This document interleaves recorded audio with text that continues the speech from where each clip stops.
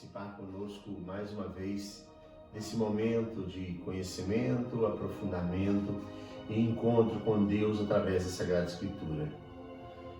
Nesse nosso quadro que se chama A Palavra, que é Espírito e Vida, nós temos o objetivo de procurar, de garimpar as ações do Espírito que inspirou os autores, os escritores que nos deixaram a Bíblia Sagrada, esse mesmo Espírito que fala a nós hoje, para que ele produza vida, uma vida espiritual que atinja inclusive nossa vida cotidiana, corporal, que atinja todo o nosso ser. Nós estamos percorrendo o bloco dos livros poéticos e sapienciais. Eu gostaria de começar com uma frase de uma grande escritora brasileira, muito conhecida, muitas vezes caracterizada por escritos que são um pouco melancólicos, tristes. Ela escreveu assim: o saber a gente aprende com os mestres e com os livros. A sabedoria se aprende com a vida e com os humildes. Essa frase é de Cora Coralina. Nós costumamos entender os livros sapienciais como livros que oferecem grandes ensinamentos sobre Deus e sobre a vida do homem, sobre o ser do homem e o seu jeito de viver. Esses livros são chamados assim, sapienciais. A palavra sapiência é a palavra que dá origem à sabedoria, para traduzirem exatamente isso, o encontro daquilo que é o conhecimento do homem com o próprio Deus, no seu conhecimento, na sua sabedoria divina. Também os ensinamentos para a vida e as respostas para as questões que se colocam diante do homem são possibilidades que a gente encontra nos livros sapienciais, nos escritos sapienciais de um modo geral. Alguns foram escritos exatamente tendo esse objetivo: oferecer experiências, ensinamentos e dar resposta para as questões que se interpõem no caminho da vida humana. O livro de Jó é um destes livros. Ele faz parte do conjunto dos livros sapienciais que estão no Antigo Testamento da Sagrada Escritura. Como nós já dissemos, a literatura sapiencial floresceu por toda a região mesopotâmica, de modo preponderante ali no Egito. E muitos escritos são da mesma época em que foi escrito o livro de Jó. Muitos deles, então, vão acabar versando sobre o mesmo tema, a mesma labuta, a mesma situação da vida que é versada, escrita no livro de Jó, o sofrimento humano. O livro de Jó é considerado uma grande obra literária do movimento sapiencial daquela época. Ele foi estruturado da seguinte maneira: prosa, poesia e prosa, nessa ordem. Os capítulos iniciais, o primeiro e o segundo capítulo, estão escritos em prosa. O meio do capítulo 3º até o capítulo 42, escrito em forma de poesia. E o epílogo, o fechamento do livro, é escrito em forma de prosa novamente. Então, a gente aprendendo sobre isso, a gente também precisa de observar algumas coisas que são importantes e vão ajudar a gente entender por que algumas coisas foram escritas, por que elas foram refletidas dessa maneira, se a gente conhece pelo menos o contexto, a situação em que os escritos foram desenvolvidos e também as características daquele ou daqueles que escreveram determinada obra, no caso, essa obra que é o livro de Jó. Alguns estudiosos já atribuíram como autor do livro de Jó o próprio Moisés, ou Salomão, Ezequias, ou Isaías, ou até mesmo Esdras, que é considerado autor de um livro que nós já conversamos, falamos um pouco aqui. De qualquer modo, a maioria dos autores confluem na opinião que ele foi escrito depois do exílio babilônico e pode ser até que tenha existido mesmo um personagem chamado Jó. Mas assim como a carta aos Hebreus, que está lá no Novo Testamento, o autor do livro de Jó não se identificou nos seus escritos. De qualquer modo, uma coisa é importante a gente lembrar. A civilização cristã e os próprios judeus consideraram o livro de Jó como um livro inspirado, e ele entrou no cânon da Sagrada Escritura, no conjunto dos livros admitidos da Sagrada Escritura. Provavelmente foi escrito entre os séculos V e III a.C., ou seja, de 500 a 300 anos antes de Cristo, sempre naquela contagem regressiva até chegar no ano zero, quando nasce Jesus, e a contagem dos anos passa a ser progressiva.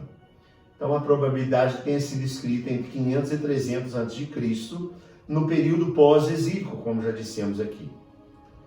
Segundo os estudiosos bíblicos, o fato de no livro de Ezequiel, no capítulo 14, ali entre os versículos 14 e 20, o fato de Ezequiel citar o personagem, a pessoa de Jó, dá a gente a possibilidade de localizar aproximadamente 150 anos antes do livro ser escrito, demonstra que a história de um homem íntegro, justo, piedoso, temente a Deus, a história desse homem já circulava ali no povo, que era o povo originário de Abraão e dos grandes patriarcas. 150, mais ou menos, 150 anos antes dele ser escrito, isso está escrito no livro de Ezequiel, antes do século V ou III, já ajuda a localizar que aquela história já era passada de boca em boca, já fazia parte da tradição oral, que é o que a gente chama.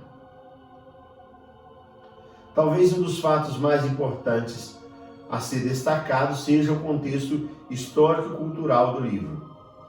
Os acontecimentos do livro, veja bem, existem suposições de que o livro tenha sido escrito 500 ou 300 a.C., mas os acontecimentos do livro são datados do período antes dos patriarcas, mais ou menos 2000 anos antes de Cristo. Isso significa que Jó, a figura de Jó, na história, naquilo que está escrito, foi contemporâneo de Abraão, de Isaac, de Jacó, os patriarcas do povo de Israel. Veja que uma coisa é a data onde o livro foi escrito. Outra coisa é a localização da vida, do desenvolvimento, dos acontecimentos do personagem principal do livro, que é do livro de Jó. Sendo assim, então Jó é um personagem muito antigo, já na história de Israel. Já era um personagem, ou pelo menos na história que é passada de boca em boca, é considerado um personagem do tempo dos patriarcas. Alguns dados do texto colocam Jó nesse período. Por exemplo, no livro fica evidente que o sacerdócio instituído ainda não existia, visto que Jó era o sacerdote da sua própria casa. Isso está em Jó, capítulo 1, versículo 5. Também no livro está explícito que as filhas de Jó eram co-herdeiras juntamente com seus irmãos. Isso está em Jó 42, 15. E o que isso evidencia? Lá no livro dos Números 27, 8, capítulo 27, versículo 8, está mostrado que na lei mosaica isso não era admissível. As filhas não eram co-herdeiras com os irmãos. Os antigos nomes divinos de El, Eloá, Shaddai são usados na maior parte do livro. São nomes muito antigos da literatura hebraica e da história do judaísmo.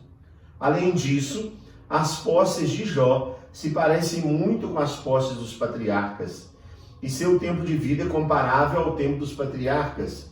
A gente lendo a Sagrada Escritura, você vai notar que a partir do período patriarcal é quase como se Deus tivesse reduzido a idade dos homens. O período de vida de Jó narrado no livro é o mesmo período de vida, o número de anos que é atribuído aos patriarcas lá da antiga aliança.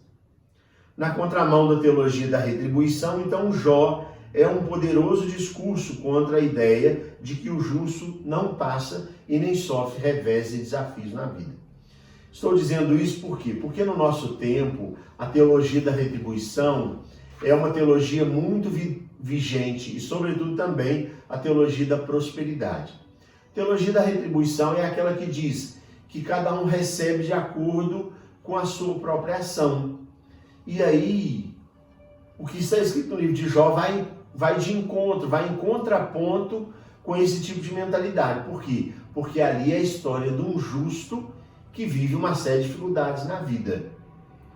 O livro se divide em 5 partes principais. Primeira parte, um prólogo, como eu já disse, em prosa, onde Jó é mostrado como um homem justo e piedoso, e ele é afligido por uma série de desastres, e apesar disso, permanece fiel ao Senhor. Está no capítulo 1 e no capítulo 2. Depois, uma segunda parte, um ciclo de debates em versos, em poesia, no qual debatem com Jó 3 amigos, Elifaz, Bildad e Sofar. Está ali entre os capítulos 3 e o capítulo 31 do livro de Jó. Uma terceira parte, um conjunto de discursos e versos contendo as intervenções de um quarto amigo chamado Eliú. Está entre os capítulos 32 e 37. E depois, um diálogo em verso, em poesia, entre Deus e Jó, entre os capítulos 38 e 42. E depois nós entramos no epílogo, que é em prosa novamente, como foi no início do livro. O epílogo em prosa é a 5ª parte, no qual Jó recupera os bens materiais, a saúde, novos filhos e a sua reputação. O livro antecipa aquilo que o salmista irá perguntar depois, mais tarde, porque os escritos dos salmos são mais tardios. O salmista, no Salmo 73, entre parênteses 72, pergunta: por que os justos sofrem e os ímpios prosperam? O livro de Jó é um grito de solidariedade diante do sofrimento humano. Quando eu era pequeno, eu ganhei uma Bíblia que se chama A Mais Bela História. É uma Bíblia ilustrada e eu me lembro muito nitidamente. No início do livro de Jó, nessa Bíblia, tem um monte, parecendo um monte de terra, um monte de esterco e um homem sentado, magro, quase esquelético, com o corpo todo ferido, observado de longe por 4 outros homens vestidos. São os amigos de Jó, e Jó sentado em cima de um monte de terra, um monte de esterco. Ele é a presença na Sagrada Escritura de uma pessoa que está vivendo um sofrimento muito grande. E aí os estudiosos veem esses escritos como uma palavra de solidariedade com aqueles que estão sofrendo. A soberania de Deus é exposta no livro de Jó. E a condição humana é quase que escancarada naquele livro, mostrando que mesmo o Senhor em silêncio continua amando Jó da mesma maneira. Deus, na história do livro de Jó, dá permissão a Satanás para tocar Jó. Não para provar apenas a sua soberania, mas principalmente para mostrar que um justo pode adorá-lo e amá-lo sem interesse por trás da sua adoração e por trás do seu amor.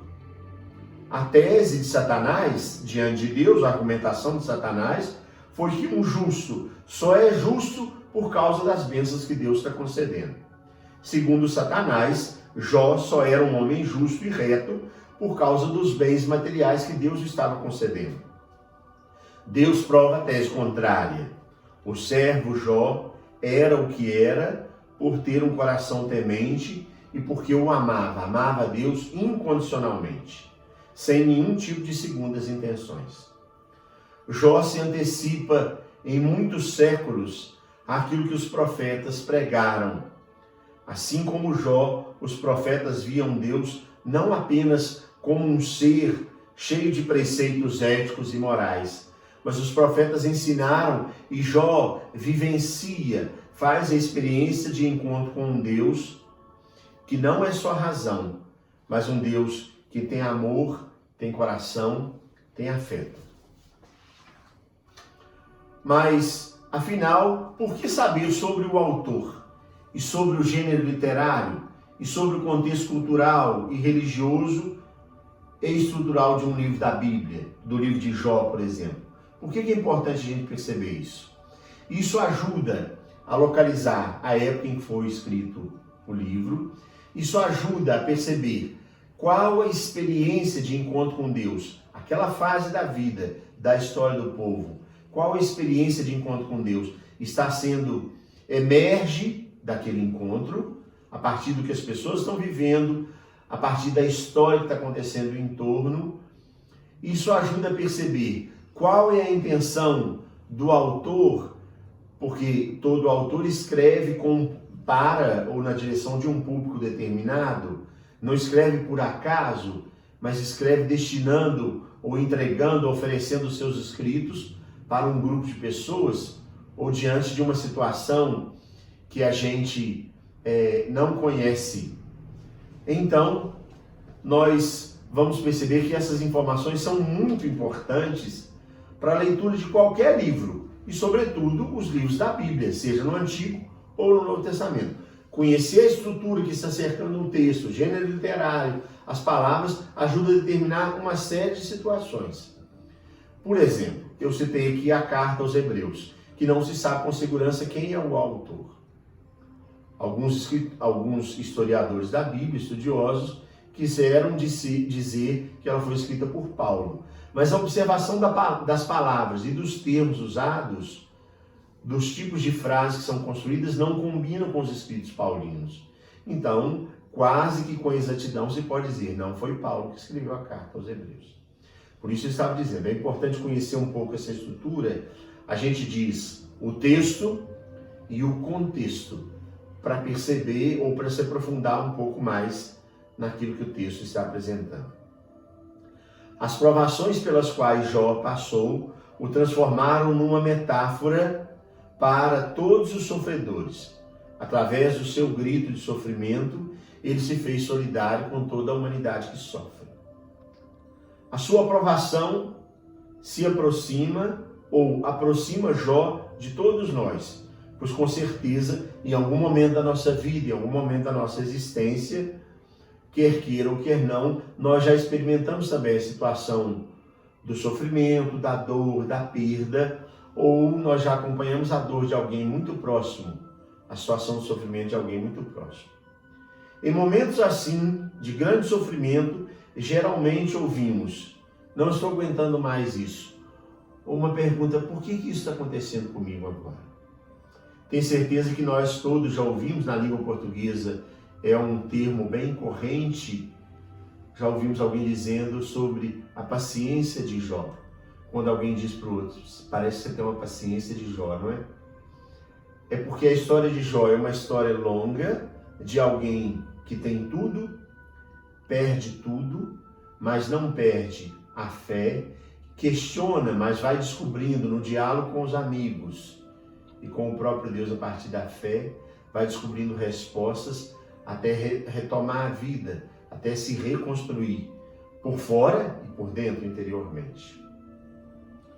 Os amigos de Jó, após 7 dias de luto pelo seu amigo, que está adoentado, que está numa situação muito pesada, após ouvir Jó muitas vezes dando broncas, procurando qual o motivo de ter nascido, por que ele veio ao mundo para passar aquilo que ele está passando, censuraram os porquês de Jó, numa tentativa equivocada, enganada, de falar de Deus a partir de uma teologia tradicional. Começam a tentar explicar aquilo que Jó está reclamando ou falando a partir de um estilo tradicional, de uma visão tradicional de Deus e de teologia.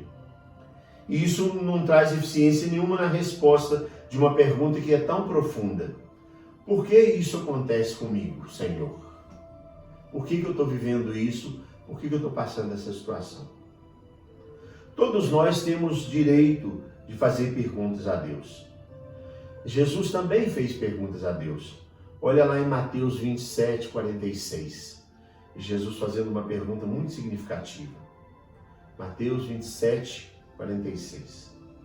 Nós não somos menos ou mais cristãos quando nós perguntamos o porquê diante da dor e diante do sofrimento. Mas o convite de Jesus, que passa pela cruz, é continuar o caminho, é ir adiante. A resposta, mesmo não estando evidente nos nossos olhos, virá a partir de Deus que ama.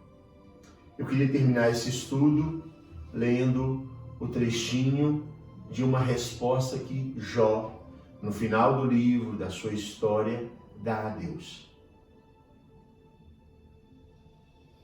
No capítulo 42 está escrito assim: Jó respondeu ao Senhor: reconheço que podes tudo.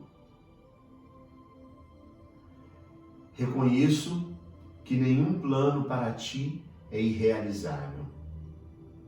Tu disseste: quem é esse que empana meus desígnios com palavras sem sentido? É certo, sem entender falei de maravilhas que superam minha compreensão. E tu dissestes: escuta-me, pois vou falar. Eu te conhecia só de ouvir, agora meus olhos te viram. Por isso me retrato e me arrependo, lançando pó e cinza sobre mim. Eu desejo que você faça a leitura pausada, refletida do livro de Jó, que é de grande ensinamento, de grande solidariedade, de grande experiência de encontro com Deus. Desejo que o Espírito que suscitou o autor, os autores para oferecer esses escritos para nós, seja o mesmo Espírito que toque você, que te ajude a continuar o caminho, a superar os desafios, a enfrentar as dificuldades, mas não perder a fé. E venha sobre nós a bênção de Deus poderoso, Pai, e Filho e Espírito Santo. Amém.